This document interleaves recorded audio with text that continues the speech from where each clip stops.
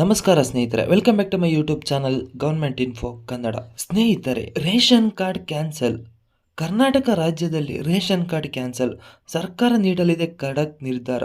ಬನ್ನಿ ಸ್ನೇಹಿತರೆ, ಈ ಖಡಕ್ ನಿರ್ಧಾರ ಯಾವುದು ಮತ್ತೆ ಎಂಥವರ ರೇಷನ್ ಕಾರ್ಡ್ ಕ್ಯಾನ್ಸಲ್ ಆಗುತ್ತದೆ, ಇಂಥವರ ರೇಷನ್ ಕಾರ್ಡ್ ಕ್ಯಾನ್ಸಲ್ ಮಾಡಲಿಕ್ಕೆ ಕಾರಣವೇನು, ಇದೆಲ್ಲ ಈ ವಿಡಿಯೋದಲ್ಲಿ ತಿಳ್ಕೊಳ್ಳೋಣ. ಅದಕ್ಕೋಸ್ಕರ ಕೊನೆವರೆಗೂ ಈ ವಿಡಿಯೋ ನೋಡಿ ಸ್ನೇಹಿತರೆ. ಅದಕ್ಕಿಂತ ಮೊದಲು ಯಾರಾದರೂ ಸಬ್ಸ್ಕ್ರೈಬ್ ಮಾಡ್ಕೊಂಡಲ್ಲಿ ವಿಡಿಯೋ ನೋಡ್ತಿರೋ ದಯವಿಟ್ಟು ಸಬ್ಸ್ಕ್ರೈಬ್ ಮಾಡ್ಕೊಳ್ಳಿ.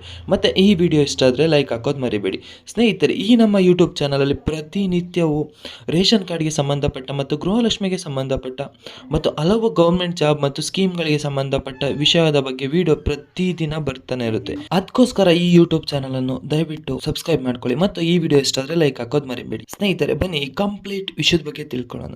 ಸ್ನೇಹಿತರೆ, ಕರ್ನಾಟಕ ರಾಜ್ಯದಲ್ಲಿ ರೇಷನ್ ಕಾರ್ಡ್ ಕ್ಯಾನ್ಸಲ್ಡ್. ಹೌದು ಸ್ನೇಹಿತರೆ, ಬಡತನ ರೇಖೆಗಿಂತ ಕೆಳಗಿರುವಂಥ ಜನರಿಗೆ ಸರ್ಕಾರಿ ಯೋಜನೆಗಳು ನೇರವಾಗಿ ಸಿಗಲಿ ಎನ್ನುವ ಕಾರಣಕ್ಕೆ BPL ರೇಷನ್ ಕಾರ್ಡ್ ಅನ್ನು ಸರ್ಕಾರ ನಿರ್ಮಾಣ ಮಾಡಿತ್ತು. ಇತ್ತೀಚಿನ ದಿನಗಳಲ್ಲಿ ರಾಜ್ಯ ಸರ್ಕಾರವು ಘೋಷಣೆ ಮಾಡಿರುವ ಕೆಲವೊಂದು ಉಚಿತ ಭಾಗ್ಯವನ್ನು ಪಡೆಯುವ ನಿಟ್ಟಿನಲ್ಲಿ ಕೂಡ ಕೆಲವು ವರ್ಗದ ಜನರಿಗೆ ration card, BPL ration card ಮತ್ತು ಅಂತ್ಯೋದಯ ರೇಷನ್ ಕಾರ್ಡ್ಗಳನ್ನು ಹೊಂದಿರುವವರು ಆರ್ಥಿಕವಾಗಿ ಹಿಂದುಳಿದಿರುವಂತಹ ಕುಟುಂಬಗಳಿಗೆ ಹೆಚ್ಚಿನ ಸರಕಾರಿ ಸೇವೆಗಳು ಸಿಗುತ್ತವೆ ಅನ್ನುವ ಕಾರಣಕ್ಕೆ ಈಗ ಇದಕ್ಕೆ ಅರ್ಹರಾಗದೇ ಇರುವಂತಹವರು ಕೂಡ ಈ ರೀತಿಯ ಕಾರ್ಡ್ಗಳನ್ನು ಮಾಡಿಸಿಕೊಳ್ಳುವುದು ಬೆಳಕಿಗೆ ಬಂದಿದೆ. ಇವರ ರೇಷನ್ ಕಾರ್ಡ್ ರದ್ದಾಗುತ್ತೆ. ಹೆಚ್ಚು ಜಮೀನು ಮತ್ತು ಆಸ್ತಿ ಇರುವಂತಹ ವ್ಯಕ್ತಿಗಳು ಒಂದು ವೇಳೆ BPL ರೇಷನ್ ಕಾರ್ಡ್ ಅನ್ನು ಮಾಡಿಸಿಕೊಂಡಿದ್ದರೆ ಅವರ ರೇಷನ್ ಕಾರ್ಡ್ ರದ್ದು ಮಾಡುವುದು ಖಾತ್ರಿಯಾಗಿರುತ್ತದೆ.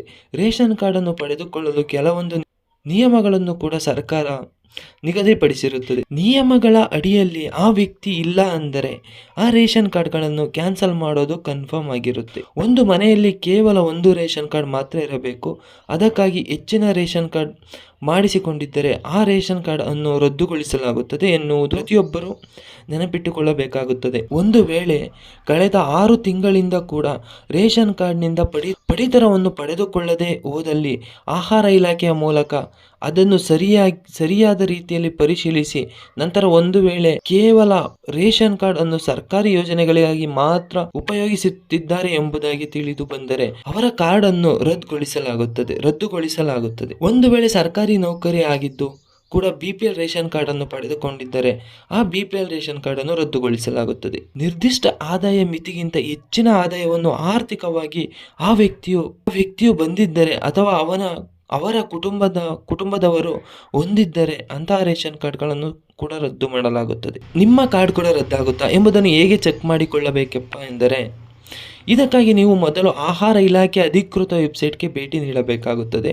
ಅಲ್ಲಿ ನಿಮ್ಮ ಸಂಪೂರ್ಣವಾದ ವಿವರ ಅಂದರೆ ಜಿಲ್ಲೆ, ಗ್ರಾಮ ಹಾಗೂ ನಿಮ್ಮ ರೇಷನ್ ಕಾರ್ಡ್ ನಂಬರ್ ಕೂಡ ನಮ್ಮ DC ನಂತರ ಸಬ್ಮಿಟ್ ಮಾಡಿ ಕ್ಲಿಕ್ ಮಾಡಬೇಕಾಗುತ್ತದೆ.